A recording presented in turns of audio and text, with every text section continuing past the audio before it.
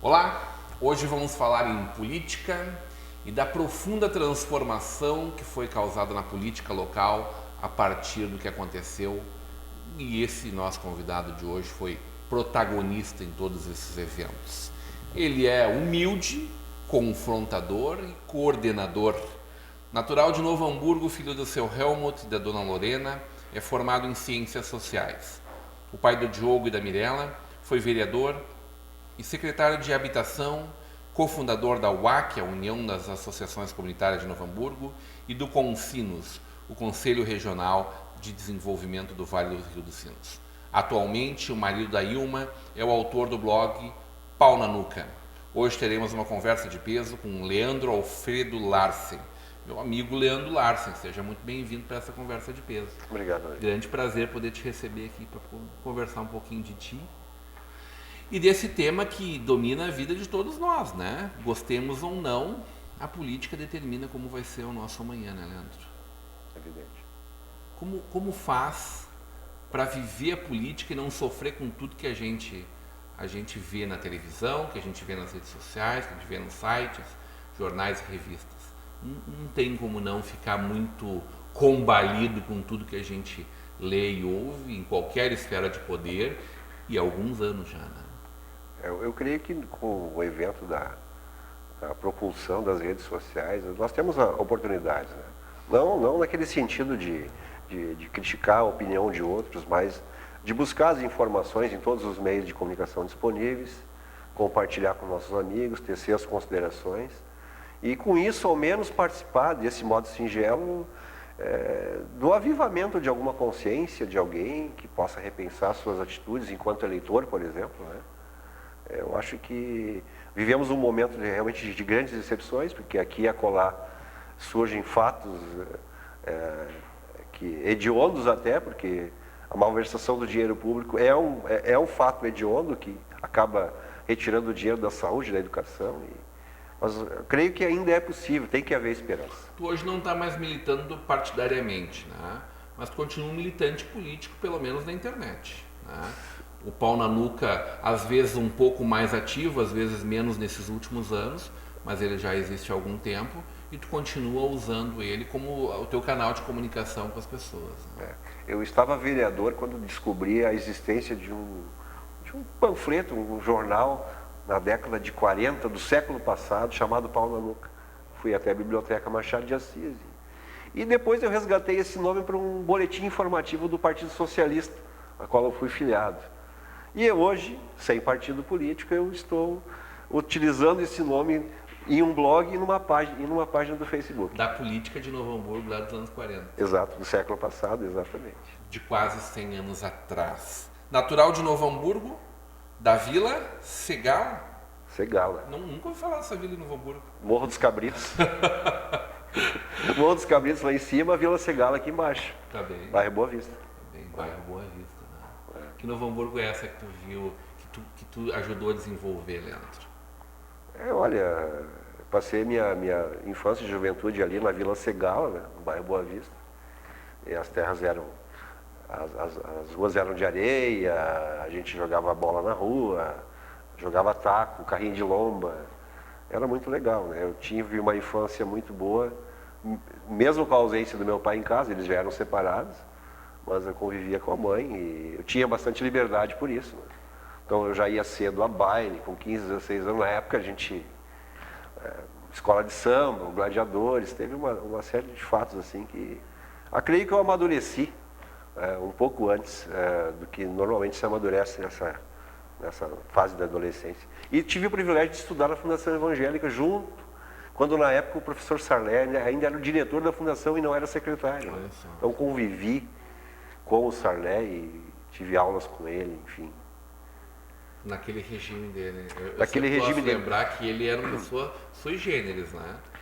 Porque hoje talvez a educação não seja aceita muito das práticas que ele tinha. Ele era duro, né? Diziam dele do autoritarismo dele. Mas eu fico hoje fazendo uma reflexão muito grande, eventualmente penso nele. Porque ele, ao chegar num ambiente, ele era reconhecido como uma pessoa de amplo conhecimento, portanto, respeitado por isso, e que você acabava querendo ouvi-lo, e a ânsia de ouvi-lo, a ânsia de aprender com o Sarney, fazia com que as pessoas não só o reconhecessem, como procurassem ouvir e seguir quase que sempre o que ele pensava. Então hoje realmente falta muito a autoridade conquistada pela pessoa através do conhecimento da sua experiência. De reconhecimento e de admiração por conta disso. Claro, sem dúvida. Respeito e admiração por conta Hoje nós disso. temos secretários aí que não gozam do respeito da categoria profissional que dirigem, né? Secretários estaduais, municipais, enfim, ministros, né? Tudo muito diferente, né? Muito diferente. Eram outros tempos. Sem dúvida. Que tempo foi esse que te levou para ciências sociais, né? Eu era um guri tímido, né? Convivia... Era alguma coisa que te cutucava ali? A questão da justiça social, a questão dos mais pobres. E eu lá na Fundação Evangélica estudava com meus colegas, eram filhos do dono do Reicher, dono do Strasburger. Era esse pessoal, a maioria dos meus colegas, né? E meu pai lá conseguiu meia bolsa, então eu estudava lá. E eu era tímido demais. E eu saí de lá, fui trabalhar no comércio da cidade como balconista, primeiro emprego, depois trabalhei inclusive na Sierra Schneider, e depois, novinho ainda, fui gerente. Mas eu resolvi fazer sociologia na Unicinos, estudando à noite, pegando o Estrada Velha ali. É longe aquele caminho, né? Foram 9 anos fazendo uma disciplina, fazendo duas, parando a minha esposa fazendo duas. Mais ou menos como o Alessio contou para ti uma vez aqui que eu assisti o programa. Foi a mesma história. Uma esposa estudando, a gente parava, ela parava, a gente voltava, e 9 anos assim. E aí eu descobri o movimento comunitário, fui participar da questão das associações de moradores, né? Na época o partido do PT estava começando também a sua articulação política, 80, 81, né? O PT foi fundado em 80. Aí eu entrei no PDT, enfim, e aí eu fazia o movimento comunitário junto com integrantes do PT, então tive uma aproximação muito grande por muitos anos com... Quem te levou para o PDT? Nas aulas lá de sociologia, o Raul Ponte era um dos professores que mais disciplinas...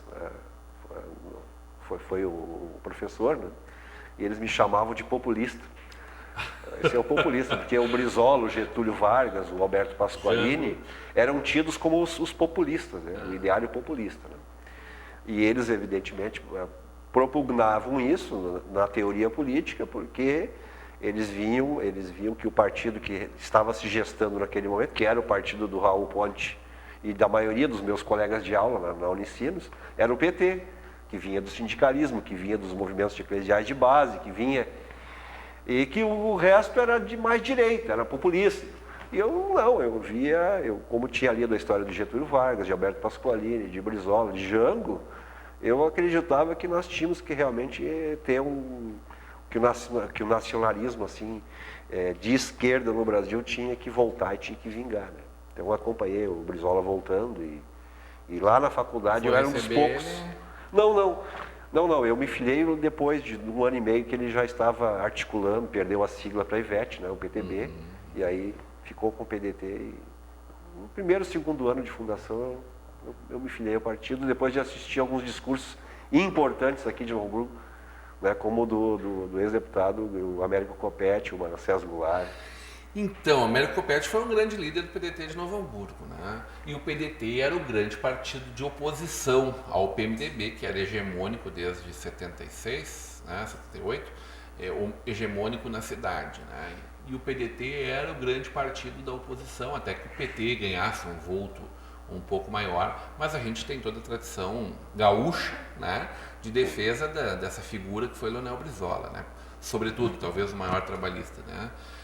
E o o cara do partido, né? O grande nome do partido em âmbito nacional, independente de figuras fantásticas, Darcy Ribeiro e Companhia Limitada, né? Gente de primeira linha aí que fez muito pelo nosso país. Como é que foi para ti fazer parte desse movimento todo até o final dos anos 80, começo dos anos 90, né?